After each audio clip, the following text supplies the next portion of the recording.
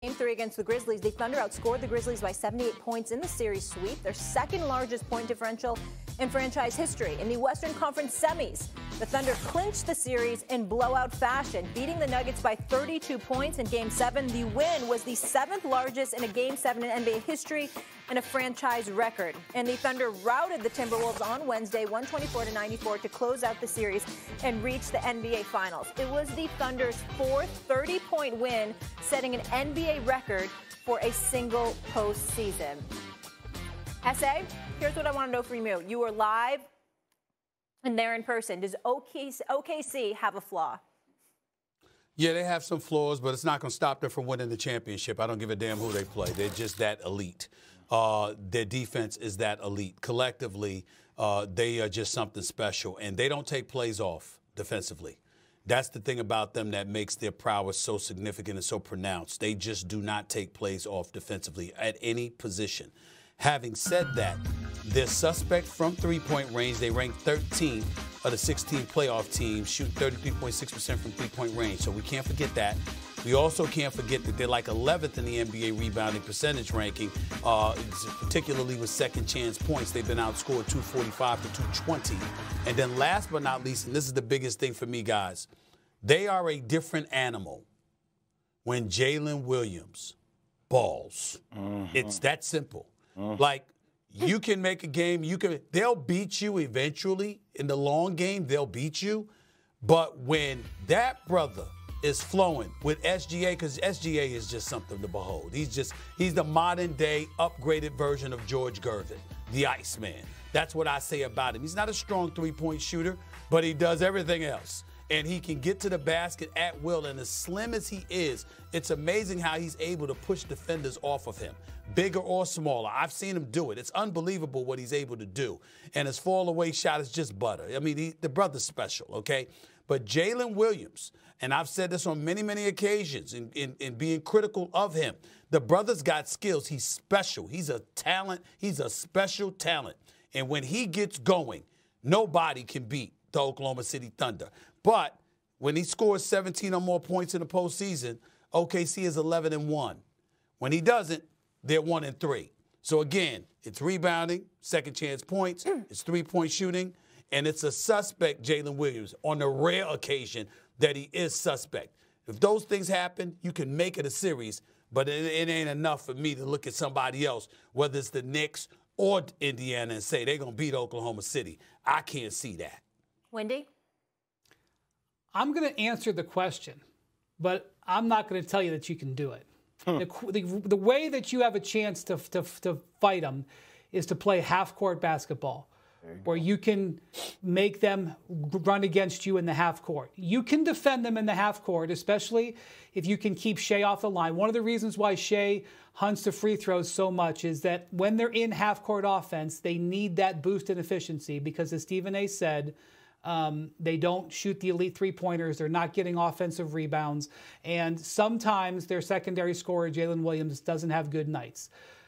But good luck to you getting him into half court because they are like a magician, Molly, that stares you right in your eye and says, I'm going to take your watch. I'm telling you right now, I'm going to take your watch. And while you're watching your watch, I'm going to take your wallet because that is what they do. I cannot explain to you the hell that they put you in defensively. And here's the thing, as I've watched them over the course of the season, it's not like the opponents don't know. This is what I'm talking about, the magician. The opponents gird themselves up. They're like, okay, here it comes. We're going to get ready for it. And then they can't do it. They can't do it. You know, you watch Lou Dort, okay? In the NBA, in the modern NBA, everybody switches everything. The screen is just accepted. They switch, and the game is predicated on what happens after the switch. The Thunder are like, no.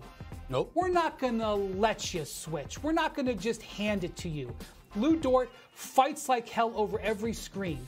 And then when Lou Dort is tired 6 minutes into the game, they point and bring in Alex Caruso, who might be even better. And if Alex Caruso isn't there and you want to pass it to their ball handler, they got this dude, Cason Wallace. I don't think I've ever seen in my life a team that brings two better defenders off the bench than Cason Wallace and Alex Caruso. And they got two all-defensive players in their starting lineup already. So Can they be beaten? Is there a flaw? Yeah. Can you get to that flaw? I don't think so. Yep, and we'll talk about Anthony Edwards and the effect that defense had on him a little bit later on in the show. The only thing I want to say real quick before handing it to you, Jay, was this. When I was, I joked around when I had to coach the Celebrity All-Star basketball game and we lost, all right, because Micah Parsons and Puka Nacua were the opposing players, and they were running over men, women, and children. They didn't give a damn. And I went up to Micah Parsons, and he was like, they were out there. They were out there. I bring that up because Lou Dort is a linebacker playing basketball. He's a linebacker playing basketball. He's in your face. You can't shake him off. And he's just leaning and touching Anthony Edwards at every turn. And then when he switched on Julius Randle is a powerful dude, okay? Powerful. And Julius Randle was bodying him trying to get to the basket. And Lou Dort wouldn't move.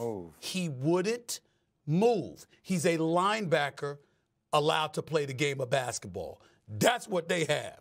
And the other two dudes coming off the bench, who are elite defenders. You ain't wrong about that at all, Stephen A. I mean, he's a man among boys, and that says something about the 0.01% of elite players we have in the league.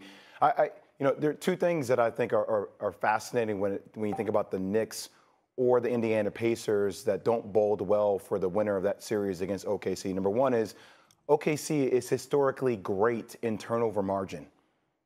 Turnover margin. I mean, all those videos we just showed, they were creating points off turnovers. And Brian, you were so right about making them a half-court team. Hard to do that considering that the Knicks and both Indiana at times have turnover issues. Like we've seen that with the Knicks last night.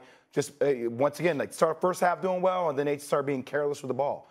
Like that's where OKC takes advantage of that, and then the game's over. We saw that against Minnesota multiple times. And then also for Indiana, they like a volume possession game where they want to run. Lou Dort picking up Tyrese Houghton full court, Halliburton is going to be a problem. And then Alex Caruso, then Casey Wallace, a problem with that size and that frame. And then also, if you're going to beat them, if you get them to the half court, the only way to kind of combat that is you got to be a good rebounding team. You have to be a good offensive rebounding team, considering their numbers, team rebounding are towards the bottom of the league, right? So, but that's not what the Knicks nor the Pacers are really good at doing. So those are two things that really stand out for me about keys that you need. And you also need flawless execution. And like that's coming down the stretch. Which one of those teams provide the best punching chance to beat OKC?